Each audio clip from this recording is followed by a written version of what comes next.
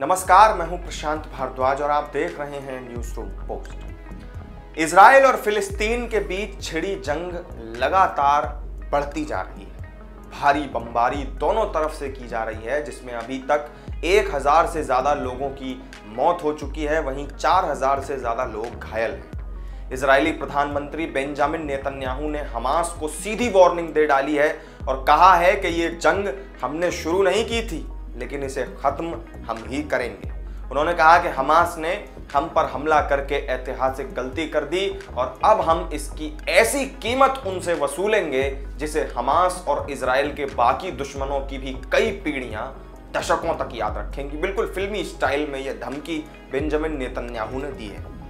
Israel और Hamas की यह लड़ाई रूस यूक्रेन युद्ध के बाद अब दुनिया के लिए मुसीबत का दूसरा बड़ा सबब बन सकती है। इसका जो असर है वो मिडिल ईस्ट से हजारों किलोमीटर दूर एशिया और हमारे देश भारत में भी पेट्रोल डीजल की कीमतों में बढ़ोतरी के रूप में देखने को मिल सकता है। जी हाँ, ये युद्ध हमारे और आपके जीवन पर सीधा असर डालने वाला है। तो चलिए जानते हैं इस वीडियो में कि अगर जंग और कई दिनों तक आगे बढ़ती है और दूसरे देश भी अगर इसमें शामिल हो जाते हैं तो फिर इससे कौन कौन से बड़े झटके लग सकते हैं। इजराइल हमास के बीच जारी खूनी जंग की खबरें दुनिया भर में सुर्खियां बनी हुई हैं, तो इससे जो पैदा होने वाले संकट हैं उस पर भी लोगों की चिंताएं अब बढ़ चुकी हैं।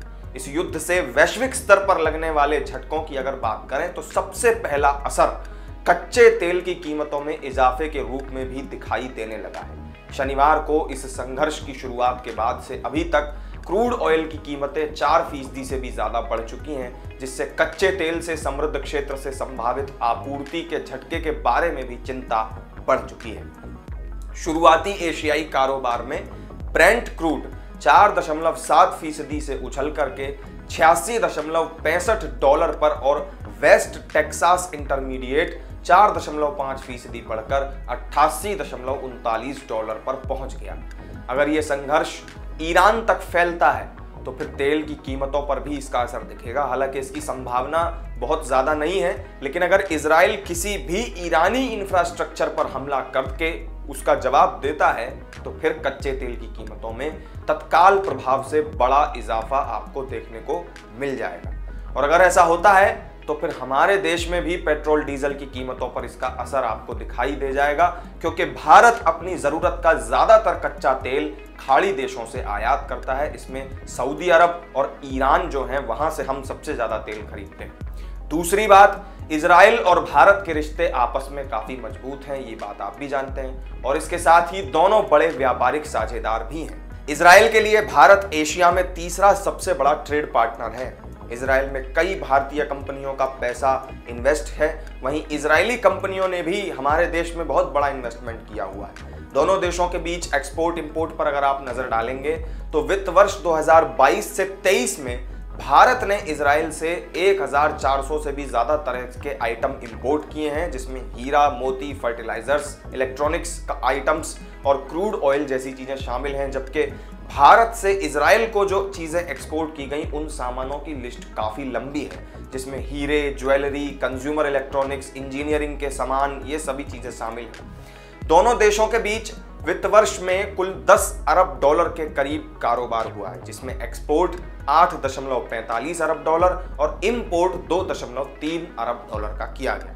इसके अलावा पोर्ट, शिपिंग समेत कई सेक्टर्स में भारत और इजराइल का कारोबार कई मायनों में बेहद अहम है। ऐसे में फिलहाल जो युद्ध शुरू हुआ है उससे इस कारोबार पर असर पड़ने की पूरी संभावना है। तीसरा झटका भारतीय शेयर बाजार को लग सकता है। भारतीय शेयर बाजार पर इजराइल और हमास के बीच खूनी जंग का असर सोमवार को मार्केट खुलने के बाद से ही दिखना शुरू हो गया था। हफ्ते के पहले ही दिन स्टॉक मार्केट की शुरुआत सेंसेक्स में 451 पॉइंट्स की बड़ी गिरावट के साथ हुई थी। इसकी वजह से बीएसई का मार्केट कैपिटलाइजेशन 320 लाख करोड़ रुपए से कम होकर 316 लाख करोड़ रुपए हो गया। यानी कुछ ही मिनटों में बॉम्बे स्टॉक एक्सचेंज में लिस्टेड कंपनियों में पैसा लगाने वाले निवेशकों के 4 लाख करोड़ रुपए डूब गए। इस जंग की वजह से क्रूड ऑयल के दाम बढ़ने के कारण भारतीय तेल कंपनियों के शेयरों में भी गिरावट आई है। बीपीसीएल के शेयर 2% से ज्यादा टूट गए। वहीं शिपिंग सेक्टर पर भी असर दिखा है। अडानी पोर्ट का शेयर 4.18% टूटकर 796 रुपए पर पहुंच गया।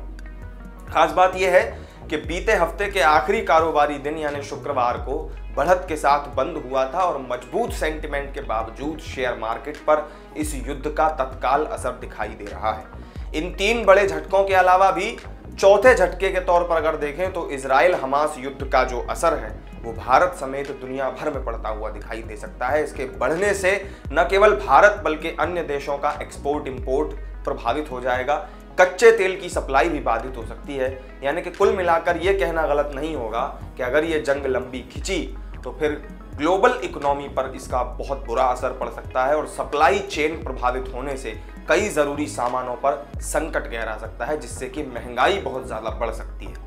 तो ये थी इजराइल फिलिस्तीन युद्ध से भारत समेत दुनिया भर की अर्थव्यवस्था को होने वाले नुकसान से जुड़ी जानकारी। इस वीडियो में मेरे साथ फिलहाल इतना ही। आपको जानकारी अच्छी लगी हो तो वीडियो को लाइक करें, शेयर करें और चैनल को सब्सक्राइब अगर नहीं किया हो तो जरूर कर लें। फिर मिलेंगे एक नई वीडियो में नई जानकारी के साथ। तब तक के लिए दीजिए इजाजत। नमस्कार।